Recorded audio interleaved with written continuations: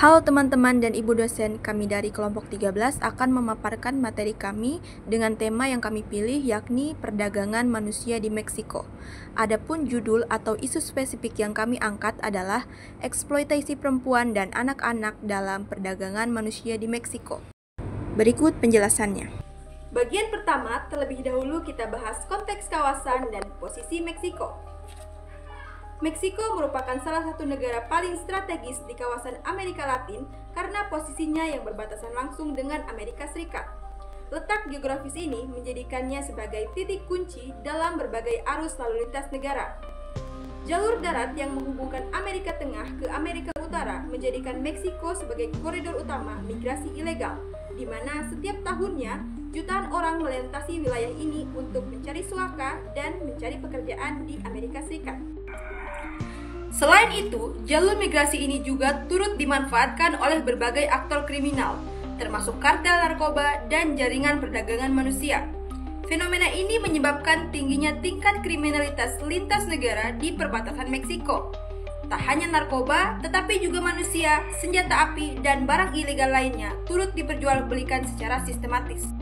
Hal ini menyebabkan Meksiko tidak hanya sebagai negara transit, tetapi juga sebagai pusat aktivitas kejahatan terorganisir di kawasan Amerika. Definisi perdagangan manusia. Menurut Protokol Palermo tahun 2000, perdagangan manusia merupakan tindakan perekrutan, pengiriman, pemindahan, penampungan, atau penerimaan seseorang dengan cara ancaman dan kekerasan. Adapun tindakan lainnya, seperti pemaksaan, penculikan, penipuan, dan penyalahgunaan kekuasaan. Tindakan ini juga mencakup pemberian, pembayaran untuk memperoleh persetujuan dari seseorang yang memiliki kendali atas orang lain, dan semuanya dilakukan untuk tujuan eksploitasi. Adapun bentuk-bentuk dari eksploitasi, yang pertama yaitu eksploitasi seksual, seperti prostitusi paksa, pemerkosaan, atau pornografi. Bentuk yang kedua yaitu kerja paksa, terutama dalam kondisi berbahaya dan tanpa bayaran.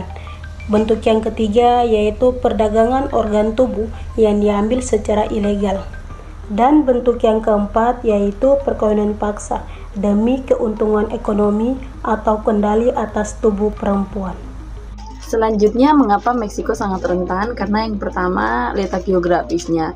Berbatasan langsung dengan AS dan juga jalur migrasi Amerika Tengah membuat Meksiko menjadi transit utama perdagangan manusia. Kemudian yang kedua, karena kemiskinan dan juga kesenjangan gender. Kemiskinan ekstrim dan juga peran gender yang timpang itu membuat perempuan dan anak-anak rentan terhadap eksploitasi. Kemudian korupsi dan juga hukum yang lemah.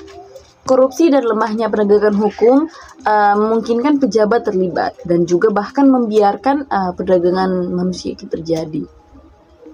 Yang keempat, karena organisasi kriminal. Kartel besar di sana bekerja sama dengan kelompok-kelompok lokal kecil dalam jaringan perdagangan manusia yang sistematis dan juga penuh dengan kekerasan. Peran kartel dan jalur migrasi. Yang pertama, kartel yang memperdagangkan manusia di Meksiko, yaitu kartel Los Zetas. Los Zetas adalah kartel narkoba terbesar di Meksiko yang paling kejam. Los Zetas juga dikenal dengan kekerasan dan kegiatan ilegal seperti perdagangan narkoba, penculikan, dan perdagangan manusia. Los Zetas juga memiliki jaringan yang beroperasi di wilayah sekitar Meksiko maupun negara-negara lain. Kedua yaitu jalur migrasi ilegal. Di Meksiko, jalur migrasi ilegal yang seringkali terkait dengan perdagangan manusia serta kegiatan ilegal lainnya, yaitu yang pertama jalur perbatasan Meksiko dan Amerika Serikat. Banyak imigran yang mencoba menyeberang ke Amerika Serikat melalui perbatasan Meksiko dan Amerika Serikat. Yang kedua yaitu jalur Amerika Tengah dan Meksiko. Migran dari Amerika Tengah seperti Henderson, Guatemala, dan El Salvador yang seringkali melewati Meksiko untuk mencapai Amerika Serikat. Yang berikut yaitu target korban. Target korban di sini Yang menjadi target eksploitasi yaitu migran perempuan dan anak-anak. Mereka lebih rentan menjadi korban perdagangan manusia dan kekerasan. Yang kedua yaitu migran yang tidak berdokumen atau mereka yang tidak memiliki akses perlindungan hukum dan lebih menjadi korban eksploitasi. Korban yang dijual untuk eksploitasi seksual atau kerja paksa yaitu untuk melakukan aktivitas yang sering atau yang biasa kita sebut seksual, seringkali dalam bentuk prostitusi atau pornografi. Selanjutnya kita bahas perspektif gender dan interseksionalitas dalam konteks perdagangan manusia di Meksiko. Pertama, kelompok paling rentan dalam isu ini adalah perempuan dan anak-anak. Berdasarkan data UNODC tahun 2023, lebih dari 85% korban perdagangan manusia di Meksiko adalah perempuan dan anak-anak. Mayoritas di antara mereka dieksploitasi secara seksual. Selanjutnya, untuk memahami kerentanan ini secara menyeluruh, kita bisa menggunakan pendekatan interseksionalitas. Apa itu interseksionalitas? Interseksionalitas merupakan konsep dari teori feminis yang menjelaskan bahwa identitas sosial seperti gender, kelas, dan etnis tidak berdiri sendiri, melainkan saling berkaitan dan membentuk pengalaman ketidakadilan yang kompleks. Dalam hal ini, seseorang bisa mengalami berbagai diskriminasi secara bersamaan. Contohnya, seorang perempuan bisa mengalami diskriminasi karena jenis kelaminnya, sekaligus karena ia berasal dari kelompok miskin dan etnis minoritas. Nah, dalam konteks perdagangan manusia di Meksiko, diskriminasi ganda ini sering dialami oleh perempuan miskin, migran, dan berasal dari masyarakat adat. Tidak hanya karena mereka perempuan, tetapi juga karena mereka berasal dari kelompok yang termarginalkan. Selanjutnya, aktor yang terlibat. Jadi di dalam perdagangan manusia, ada aktor-aktor yang terlibat di dalamnya. Yang pertama yaitu kartel narkoba. Kartel narkoba adalah organisasi kejahatan tak organis yang terlibat dalam perdagangan narkoba dan seringkali juga terkait dengan perdagangan manusia. Yang kedua yaitu perekrut lokal. Perekrut lokal adalah individu atau kelompok yang merekrut korban perdagangan manusia dan seringkali juga dengan menggunakan tipu muslihat atau kekerasan. Dan yang ketiga ada aparat korup. Ini adalah pejabat pemerintah atau penegak hukum yang terlibat dalam korupsi dan dapat memfasilitasi perdagangan manusia dan menerima suap atau terlibat langsung dengan kegiatan ilegal. Dan yang terakhir ada organisasi internasional atau yang dikenal dengan NGO. Ini adalah organisasi internasional non-pemerintah yang bekerja untuk mencegah dan menanggulangi perdagangan manusia, serta membantu korban perdagangan manusia. Dampak terhadap korban. Dampak terhadap korban yang pertama yaitu trauma psikologis dan fisik. Adapun dampak yang dialami oleh korban secara psikologis yaitu yang pertama stres pasca trauma atau PTSD, di mana korban mengalami PTSD seperti flashback atau mimpi buruk dan kecemasan yang sangat parah. Yang kedua yaitu depresi. Korban juga mengalami depresi, kehilangan minat pada aktivitas yang biasa disukai, dan perubahan suasana hati yang sangat ekstrim. Yang ketiga yaitu kecemasan. Korban juga mengalami kecemasan yang sangat parah, termasuk kecemasan sosial dan kecemasan akan keselamatan dirinya sendiri. Yang kedua yaitu trauma secara fisik, yaitu cedera fisik. Korban mengalami cedera fisik akibat kekerasan, penyiksaan, atau kondisi kerja yang berbahaya. Yang kedua, penyakit menular seksual.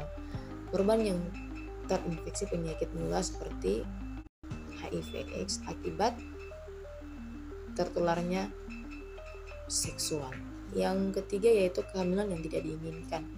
Korban yang mengalami kehamilan yang tidak diinginkan akibat pemerkosaan atau eksploitasi seksual. Yang terakhir, gangguan kesehatan mental dan fisik. Korban yang mengalami gangguan mental dan fisik seperti gangguan tidur, gangguan makan, atau masalah kesehatan lain. Kemudian yang berikut, eksploitasi seksual penelantaran. Pertama, eksploitasi seksual. Hal ini dapat mencakup berbagai bentuk seperti pemerkosaan, pelecehan seksual, prostitusi paksa, pornografi paksa, dan eksploitasi seksual anak. Sedangkan penelataran adalah bentuk kekerasan yang melibatkan kegagalan untuk memenuhi kebutuhan dasar seseorang seperti kebutuhan fisik makan, minum, dan tempat tinggal, kebutuhan emosional, dukungan atau kasih sayang, dan kebutuhan kesehatan atau perawatan medis. Yang terakhir, kriminalisasi korban. Kriminalisasi korban adalah fenomena di mana korban perdagangan manusia diperlakukan sebagai pelaku kejahatan, bukan sebagai korban yang membutuhkan perlindungan dan dukungan. Dapat terjadi ketika korban perdagangan manusia dituduh atau dipenjara karena tindakan yang mereka lakukan sebagai akibat perdagangan manusia, seperti yang pertama, prostitusi paksa. Korban perdagangan manusia dipaksa untuk melakukan prostitusi dan kemudian dituduh sebagai pelaku prostitusi. Yang kedua, dokumen palsu. Yang ketiga, tindakan lainnya. Selanjutnya, upaya penanggulangan. Peran UNODC dan juga IOM. UNODC itu melaksanakan protokol anti perdagangan manusia dan juga kampanye hati biru bersama pemerintah dan juga masyarakat dalam melakukan pencegahan. Kemudian IOM juga mengadakan forum, pelatihan dan kampanye bersama pemerintah dan juga LSM-LSM lokal untuk melindungi dan memenangkan korban. Kemudian ada hukum dan kebijakan, di mana pemerintah Meksiko menerbitkan program nasional pencegahan dan penanggulangan perdagangan orang pada Desember 2022, serta juga menyediakan dana untuk LSM yang mengelola hotline dalam berbagai bahasa. Kemudian ada juga tantangan, stigma dan budaya impunitas, di mana stigma terhadap korban dan budaya impunitas sangat menghambat penegakan hukum karena pelaku jarang sekali dihukum dan juga korban yang sering disalahkan. Kesimpulannya, perdagangan manusia di Meksiko menempatkan perempuan dan anak-anak ke dalam korban yang paling rentan terhadap eksploitasi. Hal ini disebabkan oleh kondisi kemiskinan, kurangnya perlindungan hukum, serta lemahnya penegakan hukum akibat korupsi yang merajalela. Mereka dieksploitasi secara seksual, kerja paksa, dan bahkan dimanfaatkan oleh kartel narkoba untuk kepentingan yang ilegal. Kurangnya perhatian pemerintah terhadap keselamatan dan kesejahteraan kelompok rentan ini turut memperburuk situasi. Perempuan tidak hanya kehilangan hak-haknya, tetapi juga mengalami kekerasan dan pelecehan berkepanjangan dalam lingkaran perdagangan manusia. Oleh karena itu, dibutuhkannya langkah konkret dari pemerintah Meksiko dan kerjasama internasional untuk menghentikan eksploitasi dan melindungi kelompok rentan ini.